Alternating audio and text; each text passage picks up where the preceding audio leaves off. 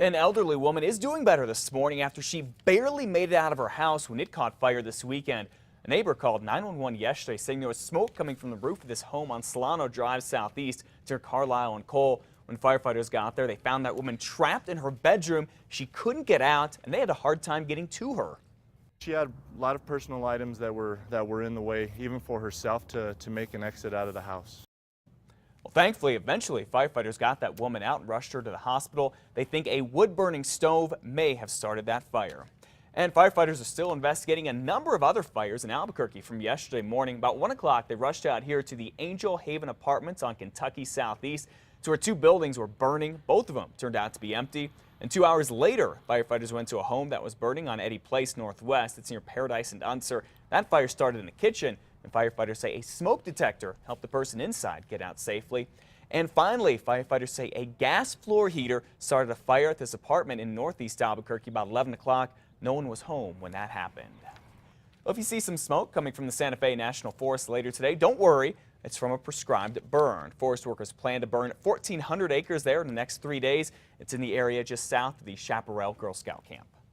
A preschool teacher is arrested accused of sexually assaulting a child, and records indicate that this isn't the first time CYFD has investigated the preschool.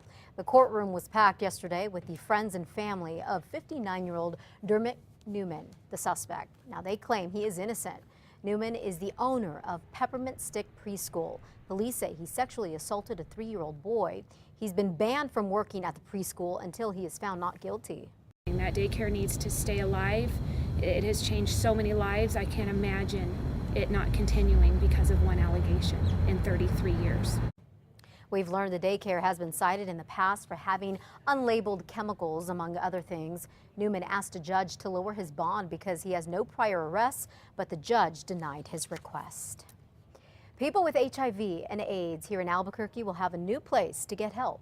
That's because in just a few hours, New Mexico Aid Services will break ground on a big project to transform an old motel on Route 66. This is at the old Sleepy Hollow Motor Court on Central and 11th, and that's where News 13's David Romero is right now. So, David, how long should this construction last? Well, Matt, in its past, it was once just another motel along Route 66, but 7 months from now is when it'll be a place to call home. Now, the former Sleepy Hollow Motor Court will help people who are affected by HIV and AIDS not only have a place to live, but have help available for health and wellness. Now, the $1.5 million project is scheduled to be wrapped up by August 2013. Representatives from the New Mexico Aid Services say in taking over the property, a lot of care will have to be taken for the renovation and construction of the facility. In the end, the old rooms will be turned into 10 housing units. The tenants will have on-site supportive services as well as a common house where people living there can meet up. This will provide our clients with the ability to have a comfortable environment where they don't have to worry so much about having a roof over their heads and can focus more on a healthy lifestyle and living. Now, a number of organizations are getting together to make this project happen. Those include the City of Albuquerque, the U.S. Department of Housing and Urban Development, and the New Mexico Mortgage Finance Authority. Matt, back to you. All right, thanks for bringing us the good news this morning, David. When it's all said and done, the building will fit right in with the old Route 66 look. Look at that, transformation and helping people out at the same time.